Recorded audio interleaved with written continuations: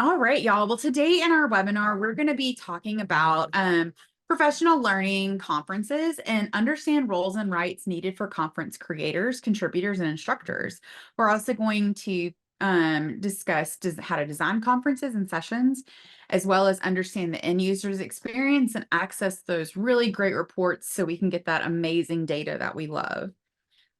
Our agenda for today is we're going to look at it from a few lenses, the participant's experience, and then we go into the back end. So like what's the setting up of a conference, communication and reporting, and then we've got some tips and best practices.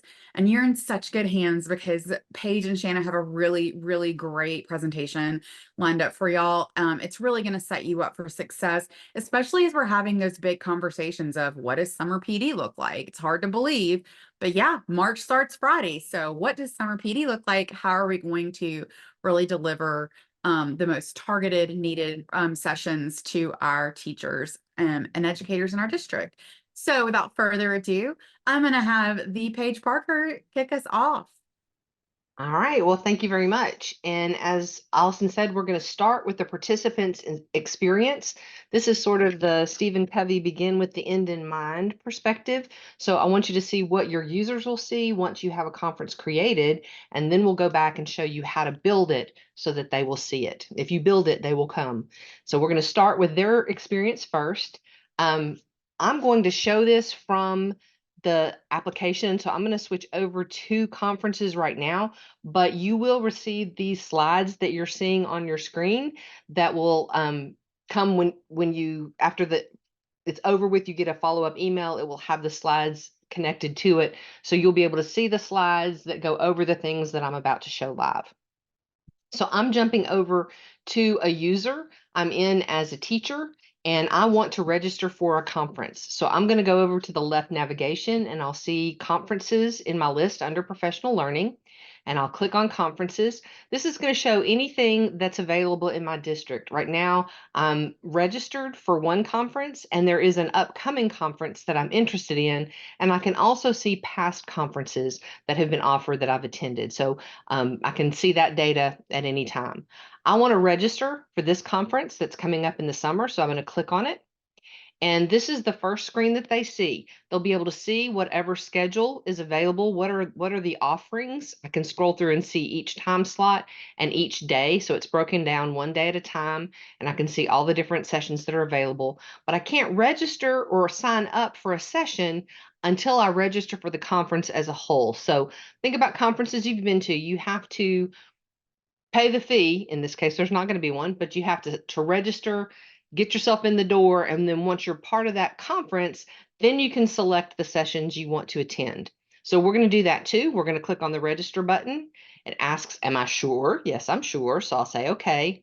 And then it tells me up here, I can click to unregister if I want to, but I am registered. If it's saying unregister up here, that means I'm in register because it's flips back and forth between the two. Now that I'm registered, I see a little icon here to the right of each of my sessions. And when I float over that, it has the enroll button. So this is where your users are going to go to enroll in sessions. As they scroll through the list, they can see the title and the time slot, times over here on the left as well. So I have 3 things to choose from for the 9 o'clock time slot. And then at the bottom of each of the sessions, it's going to show me a list of tags or what we call learning tracks.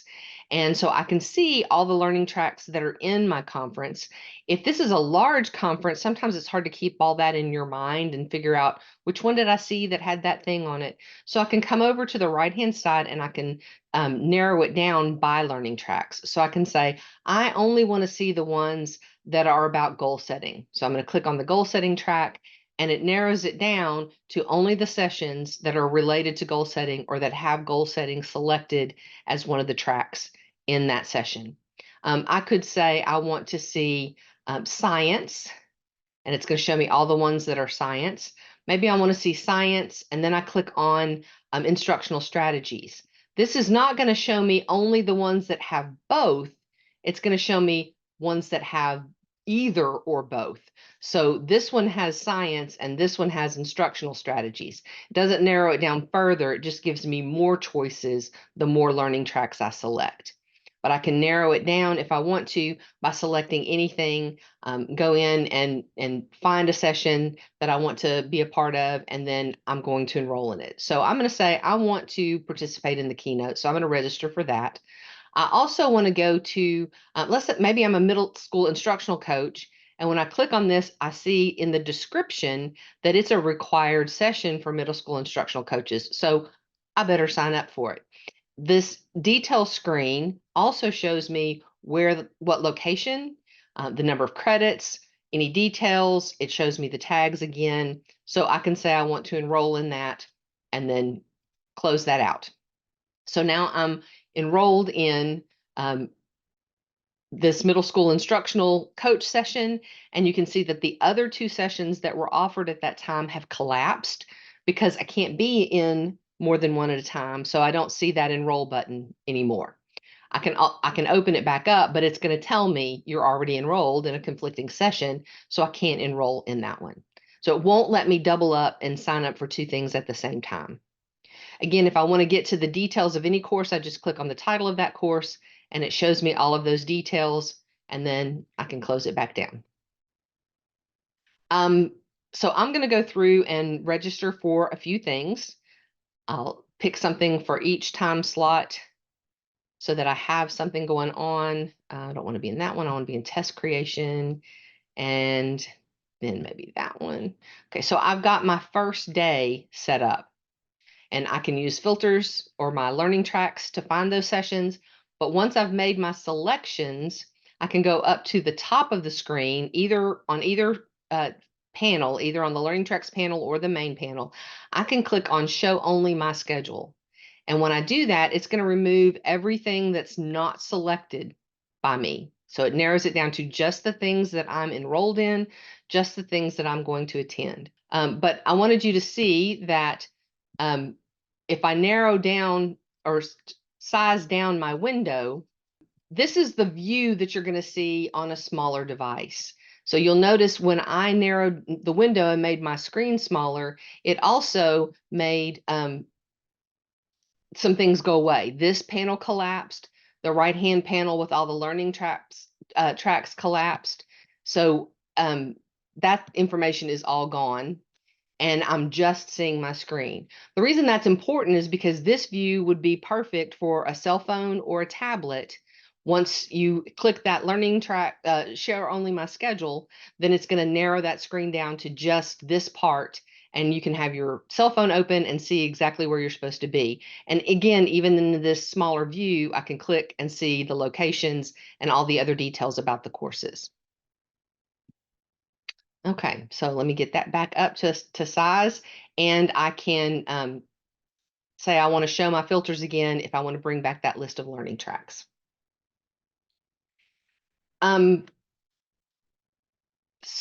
So my next thing to talk about is attendance.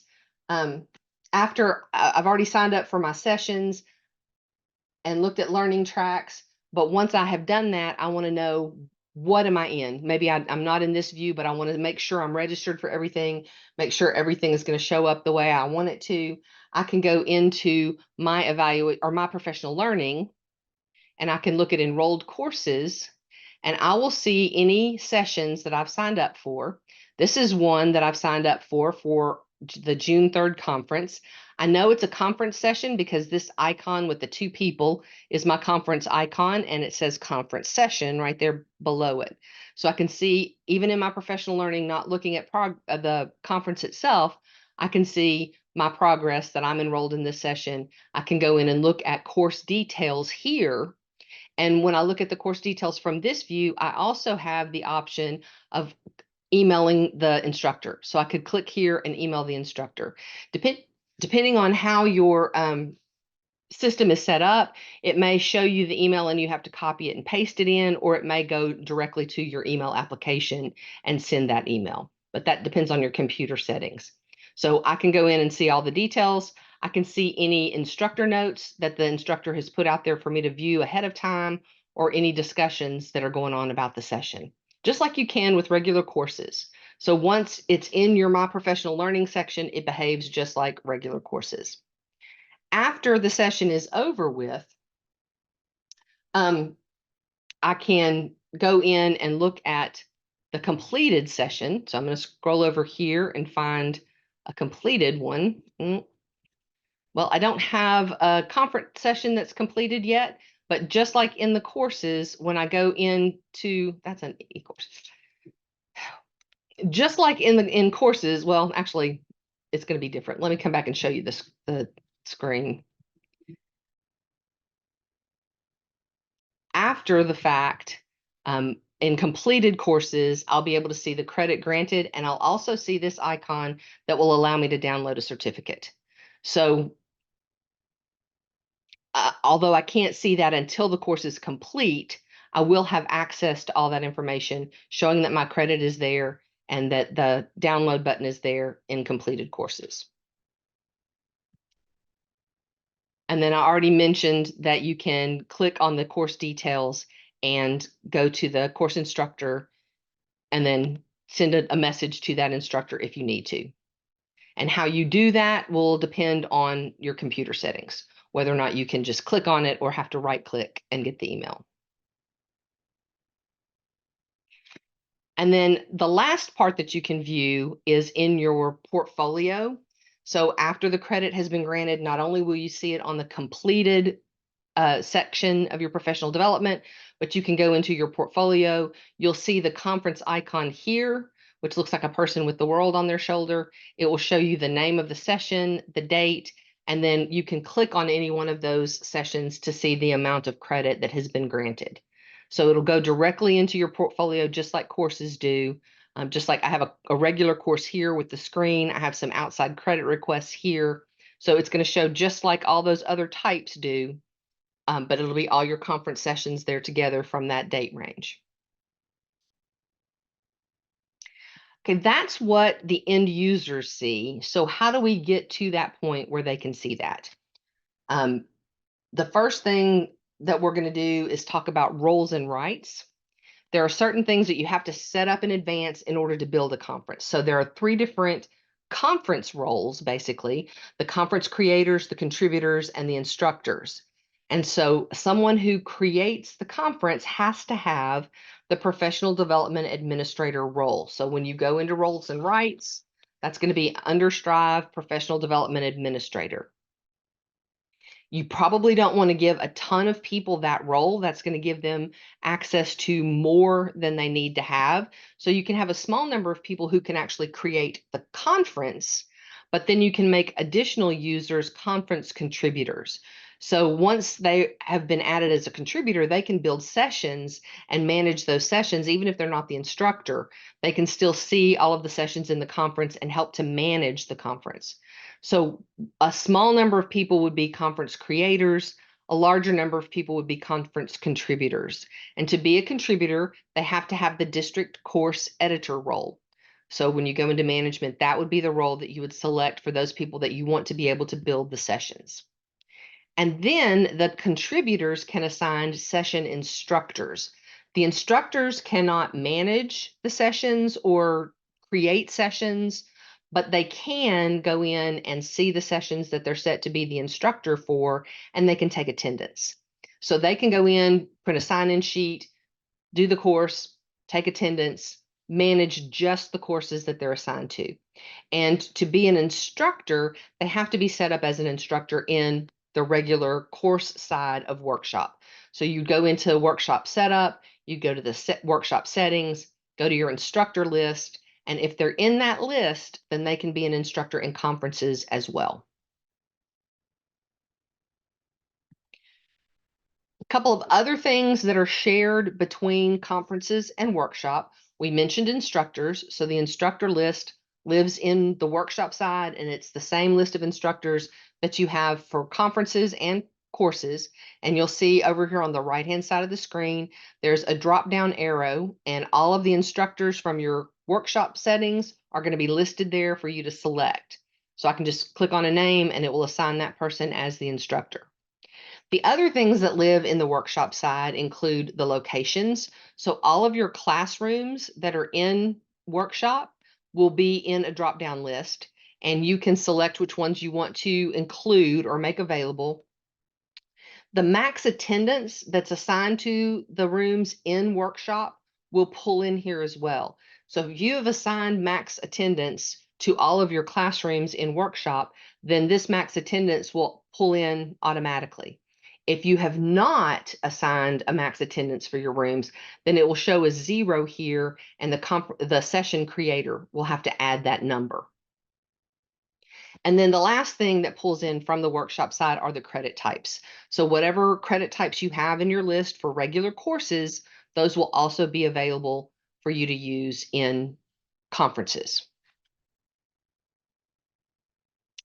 Okay, so we're going to create a conference, and I'm going to go back in to the management side, and I'm going to, where am I going? I'm going to come over here to manage offerings, and I'm going to go into manage conferences, and I'm going to create a new conference. So I'm going to say create a conference.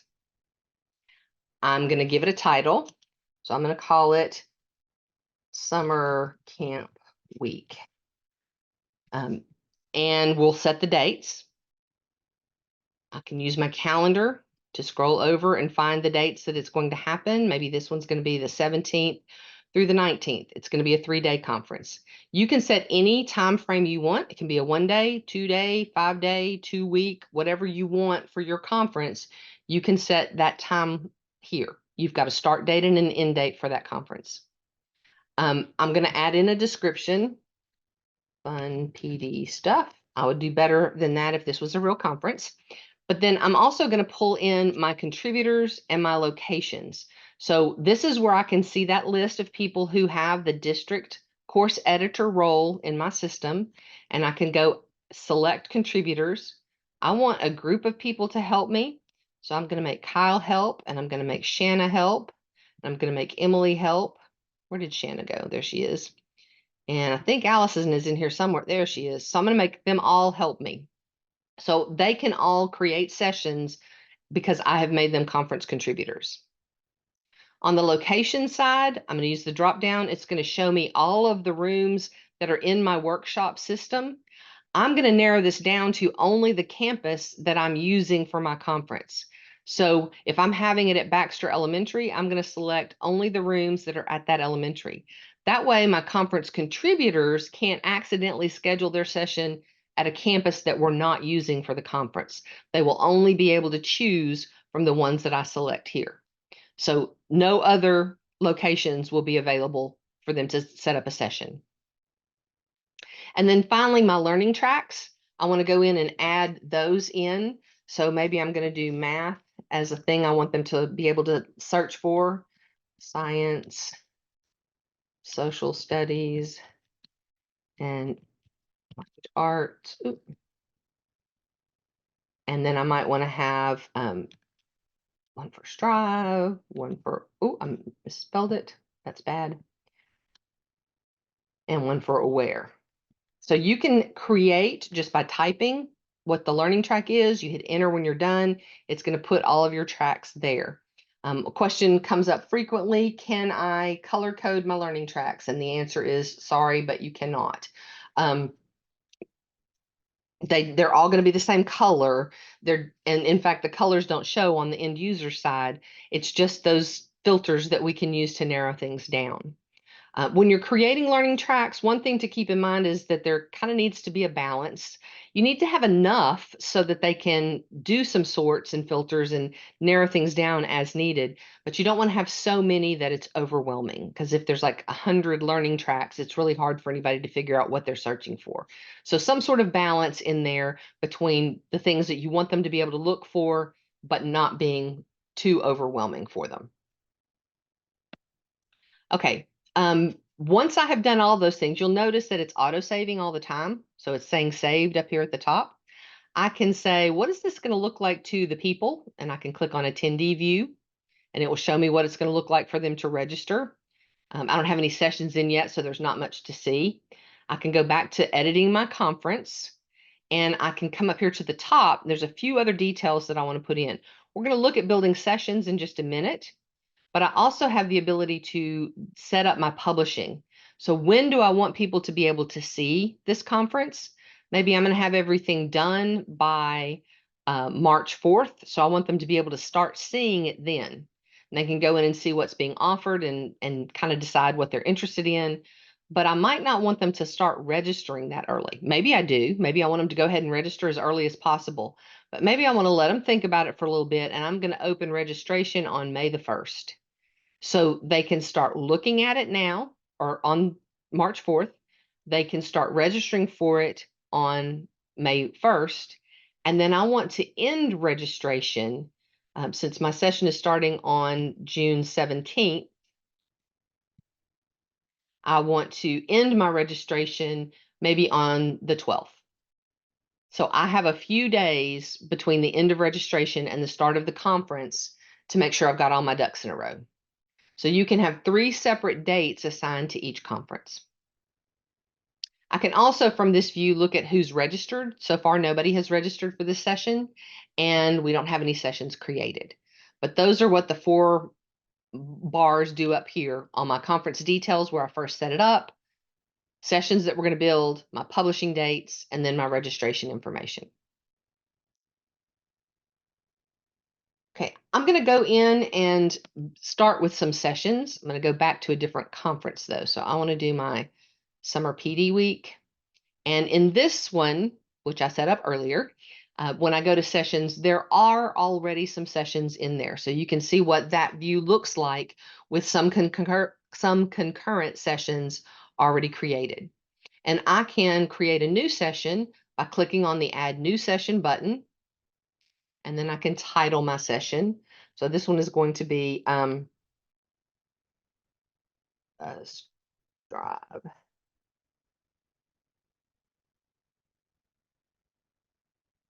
So I'm going to give it a title. I'll write a description.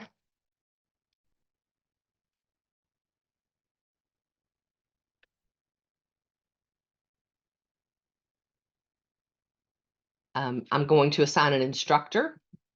And so this is very similar, looks very similar to the conference setup, but I'm doing an individual session now. So Baxter's going to be the instructor. He's also a conference contributor, but I'm assigning him specifically as the instructor for this course.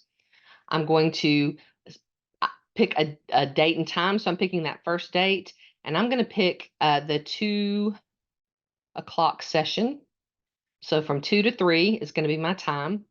I'm going to select a location. So I'm going to pick Computer Lab 3. My max attendance came in from workshop, so it's already saying that I can only have 30 people register for this session because of the room I selected. I'm going to select my credit type, which everything should be Texas SBEC credit. That's the state credit type. And it will automatically do 1 because I set it for a 1-hour time frame. You can have additional credit types assigned if you wanted to. So if there was another type of credit in addition to SBEC that you want to give, then you can go in and select that from your list also. And then for this particular session, I'm going to say it is tied to my Strive learning track. So that's my only one that I'm going to assign. Again, autosave happened. So now I can go back and look at my summer PD week up here to get back to my view. And I'll be able to see that Strive appraisal analysis is one of my sessions now being offered at 2 o'clock on Monday. Maybe I want to offer that session more than once. So I'll open it back up again and I can just say duplicate it.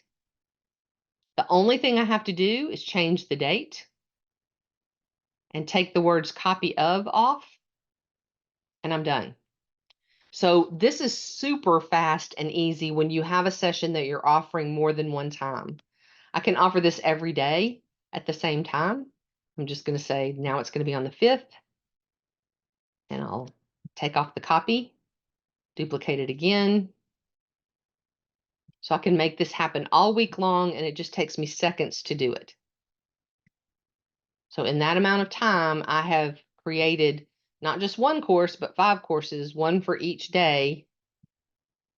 And when I go back and look at my whole list, you can see that it's there every day of the week, Strive appraisal analysis as an option. And then I can scroll over to Friday and see that it's there as well. So I can't, sorry, I didn't mean to get out of that. So duplication is really easy. Creating is really easy. There are a couple of things that I want to show about this screen. There are 3 views up here, and we are looking at the calendar view. So I'm seeing every day of my conference and all the sessions that are offered on that day. There's also a list view, which looks like what the end user sees. So I can see what it's going to look like for them in the list and how my sessions spread out over time. And I can also look at a location view so that I can see, oops, on this particular room, I have 2 sessions signed up for the same time slot. I can't have 2 different sessions going on in the same room. So I'm going to need to correct one of those.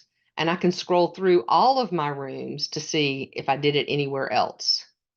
So I can scroll through and see all the rooms. And I think that's the only one that I did that I blew. So let's go back and look at that one. I would need to come in to one of these.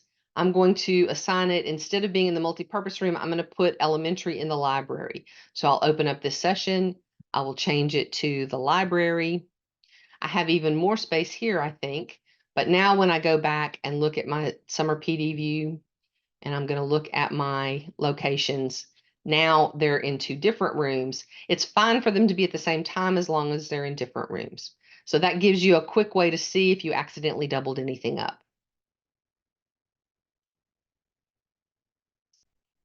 Okay, after sessions have been created and people have registered and the conference happens and everything is great, now it's time to go back and take attendance. So I'm going to go back into one of my sessions. Have to remember which session I was going to use for this. I think it's the writing goals one. Where is that? Well,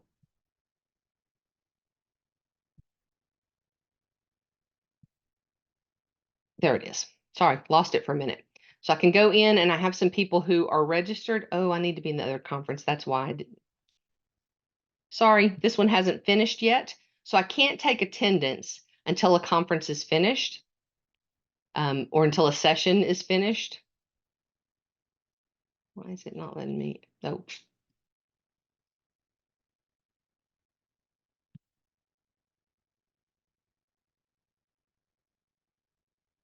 So this session is over. When I go in and look at the enrollments in this session, attendance is automatically granted. It does that by default. It assumes that everybody has attended the session, but I'm going to go in and say, well, actually, Armando did not show up, so I'm going to take him off. And maybe Megan did not show up either. So I can unenroll the people who were absent. But anyone who was there, they will automatically be marked as in attendance. And now I can click on the grant credit button and grant credit for that course. But it will be grayed out. This will be grayed out until the session is over. Grant credit will be grayed out until the conference is over. But that's how you would go in and take your attendance. All right, any questions over the end user section or building sessions?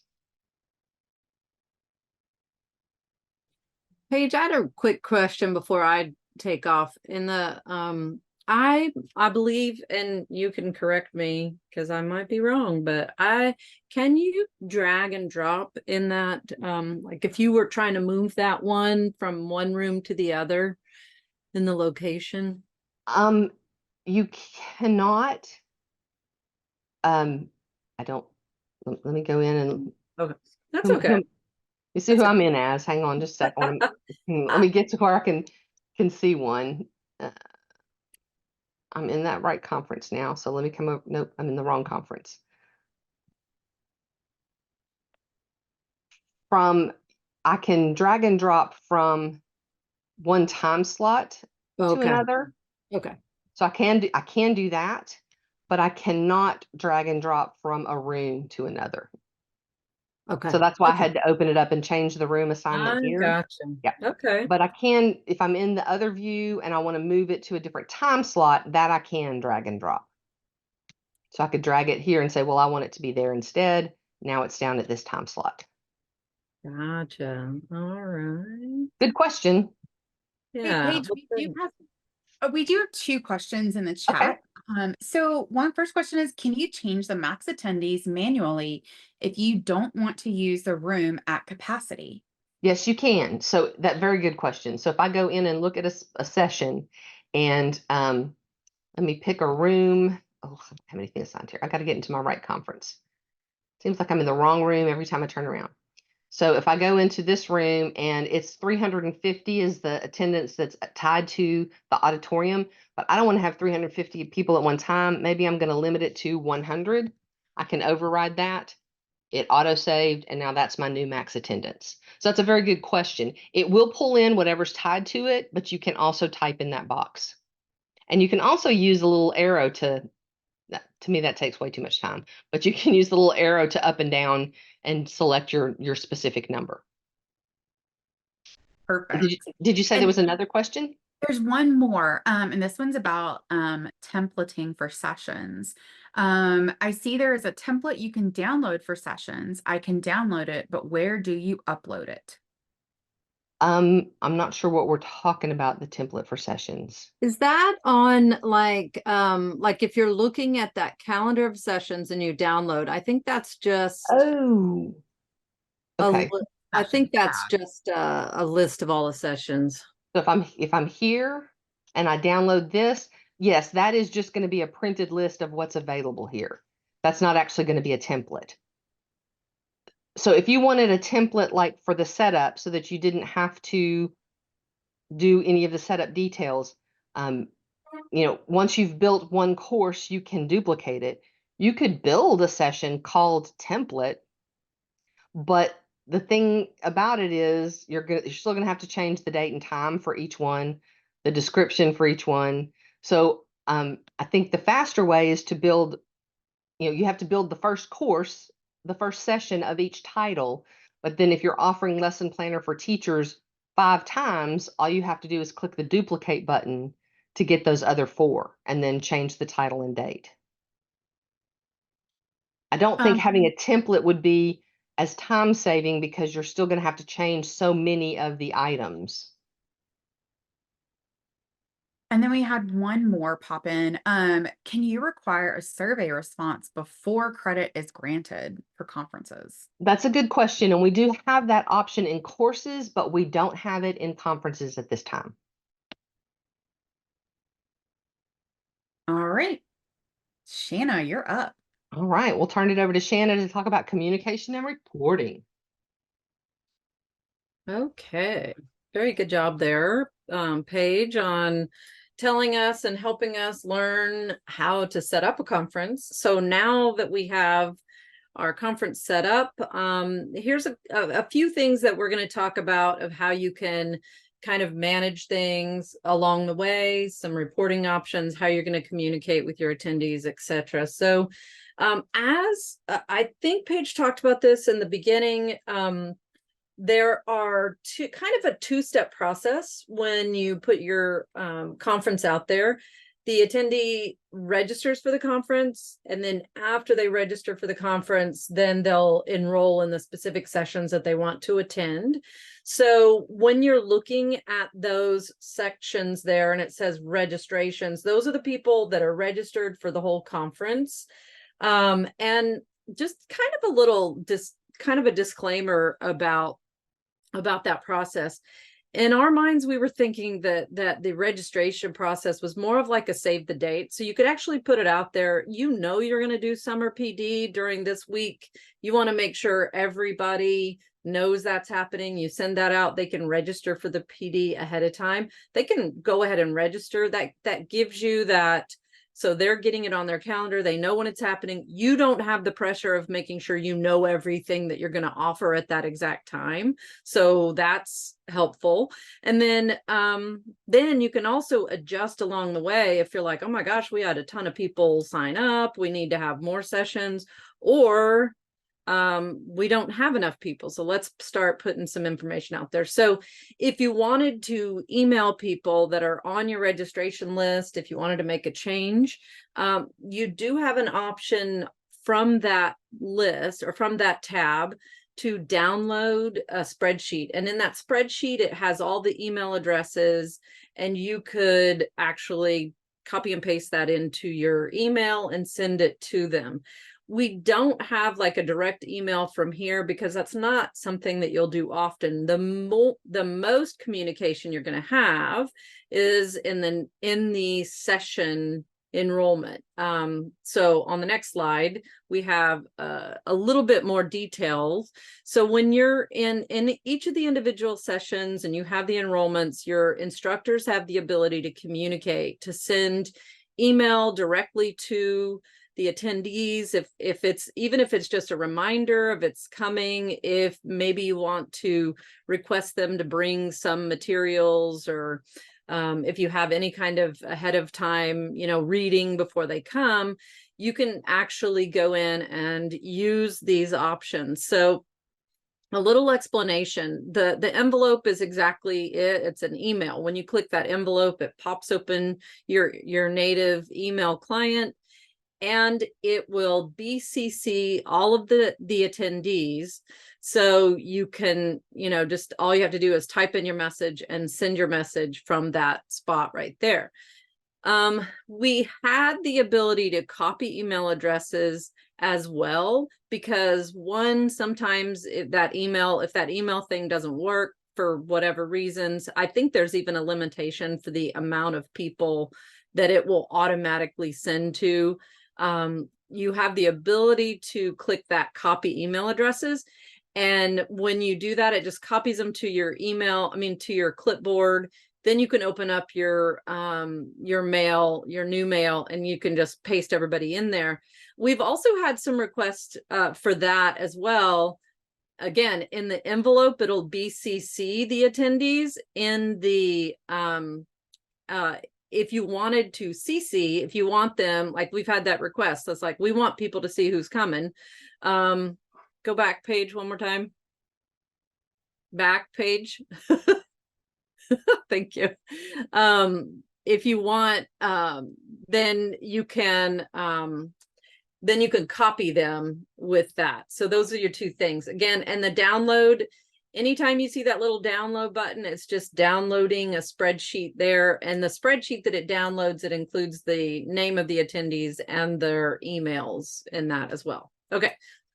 So that's when you're communicating. I will say, I don't know if the question, we do not, as it does in workshop, when they register, when they, enroll in a session or whatever, we do not have email notifications set up automatically like that. So, so that is something, again, when they enroll, it just shows up on their professional learning, like what they're enrolled in, so they can see it from Strive, from their professional enrollment tab, what they're enrolled in. They can go in and manage the enrollment and everything, but we don't send that notification. But again, you can use this to notify for any other reasons. Okay, so moving to the next is printing options.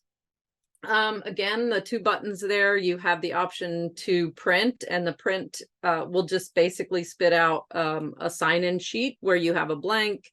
It's the attendee's name, email, and the blank where they can fill it out or sign on the day of attendance. You can also, again, download that email list in a spreadsheet if that's a better way. If you want to have additional columns in there or have additional information, you can do that and then just use that version. So next we have these. Okay, so reporting options, most of that, like when you see download or print in the other areas, those are just like attendance type things. If you want more specific reporting, you can actually use the custom PD report in the reporting settings of professional learning. This is a great report just for the fact that you can just about pull in any data point in. This is similar to Aware. If any of you have used to set up quick views, you can pull any data point in, and you can either add filters to those specific data points for your dates, like the start and beginning of your conference. You can filter from the specific course type if you only want to see conferences. And then you can just click submit and it'll give you a spreadsheet. So the next slide will show you kind of a little snapshot of what that spreadsheet might look like. Again, you can do some filtering in the setup of the custom PD report, but if you like filtering in spreadsheets, I absolutely love filtering in spreadsheets. You can add your filter at the top and just pull out like any information that you want to know from there. The other things, like in this view, it doesn't show it, but the other things you can grab are attendance information, credit earned information, and that type of thing. So again, any of that information that you want to grab from the conference, you can grab that and drop that into that view and then export it to your spreadsheet. All right. So any questions about printing or emailing, communicating, anything? The chat is really quiet, so I think I think we're doing a great job on our presentation.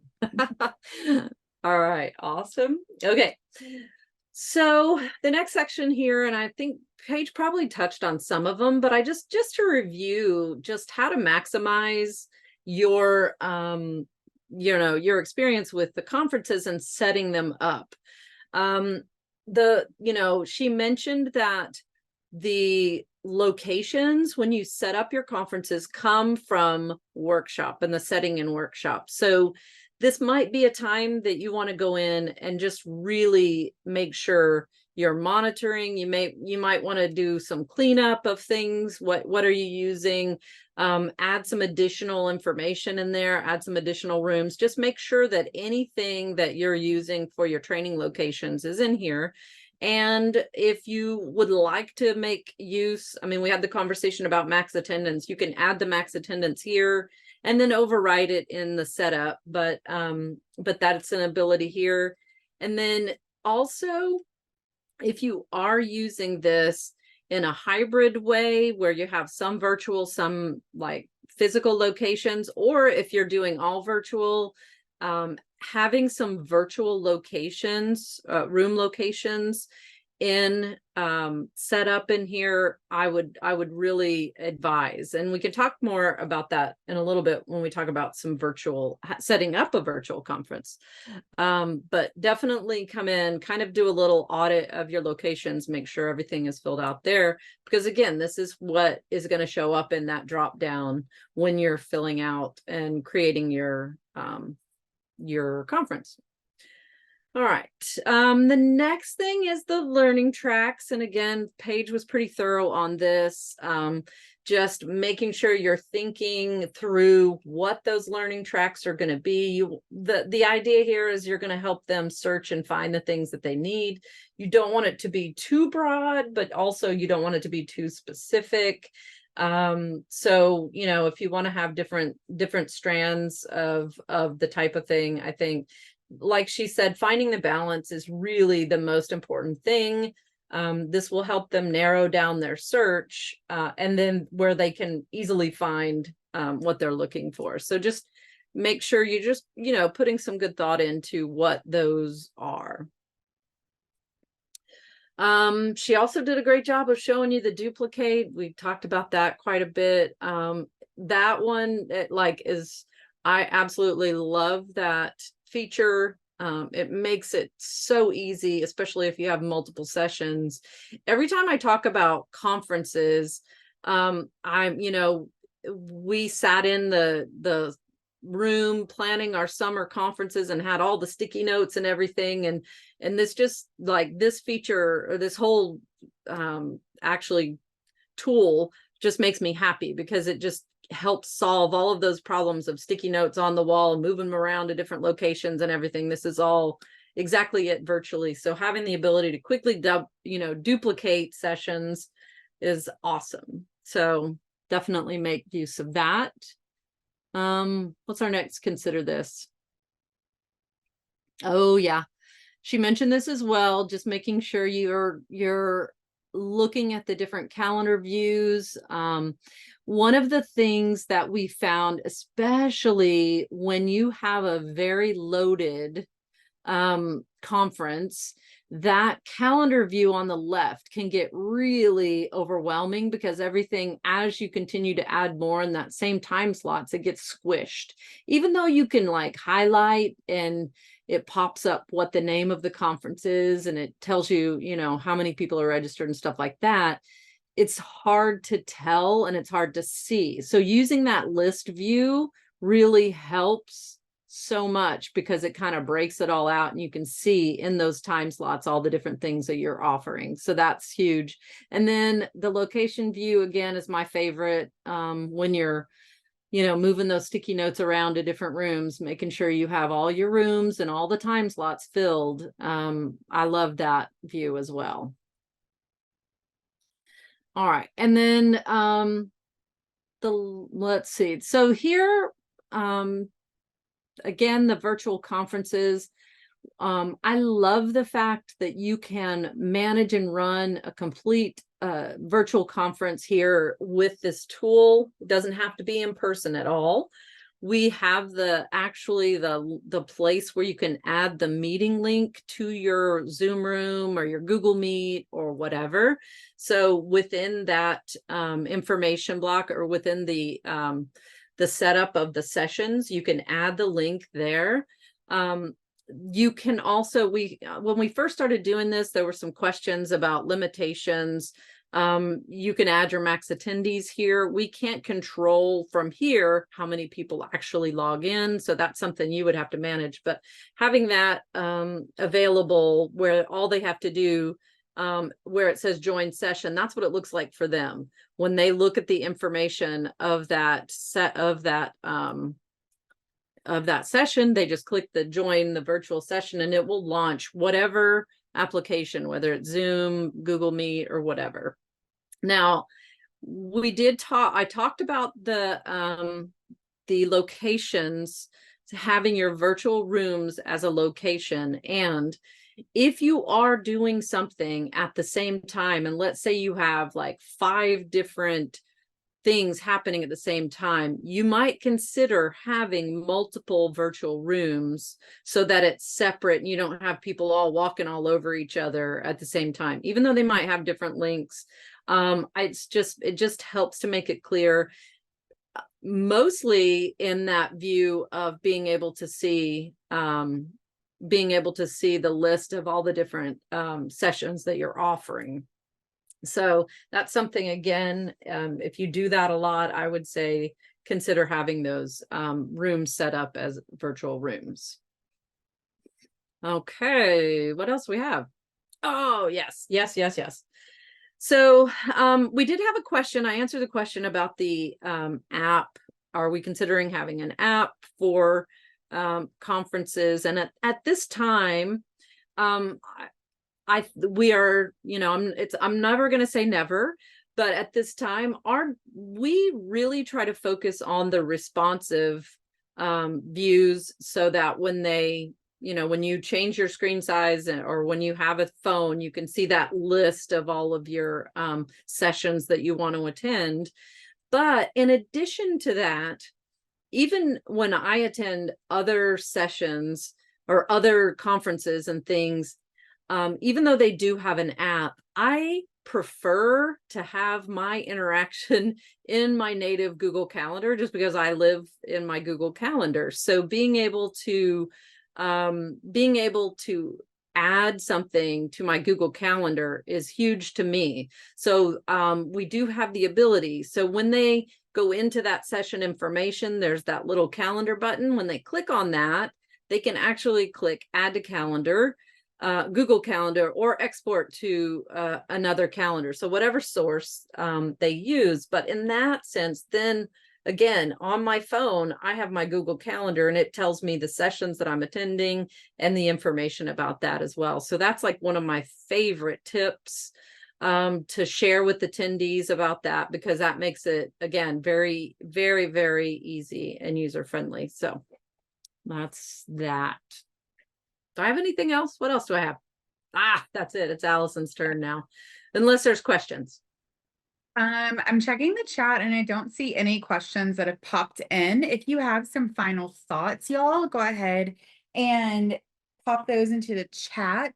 And while we're to see if anybody while y'all are thinking about maybe final thoughts, if we'll advance a little bit to announcements. All right. Well, you know what they call a person who loves Mondays? Retired. So Aware is retiring. Classic Aware is retiring. Let me rephrase that. Classic Aware is retiring June 30th, 2024. And so if that makes you curious, or you're like, what does that mean? Please reach out to your account manager or reach out to us at training@eduphoria.net. If you are curious as to what that means, if you are still using Classic Aware and curious about what this means for you, we definitely want to make sure that you are all shored up and ready for Classic Aware to retire. And you can also, whenever the slides come out following this presentation, we have a really great link there to look over Aware's top 4 power moves today. So we've got you covered. We've got your back on this. And we are going to send off Classic Aware into the sunset. Also, what if your teachers had access to asynchronous learning content targeting topics in Aware and Strive? We have amazing teacher learning courses that we as trainers work on to refine and target learning objectives so that you can send this out to your faculty and get them trained on Aware and Strive asynchronously. Sometimes when there's all these things happening that need to be discussed in direct instruction PD, live PD, sometimes those asynchronous refresher courses are really helpful. So reach out to us if you are curious about that. Check out the link here in the slides, and we will be able to help you out. Also, just upcoming webinars, March 6th, Aware Premium, new multitest analysis. So you can go ahead and scan that QR code to stay up to date on our past webinars and get our newsletter. We'll have the sign up for that March 6th webinar coming up soon. And checking the chat, I don't see any other questions. So thank y'all so much. Happy early leap day, y'all. And have a great afternoon. Thank you for joining us.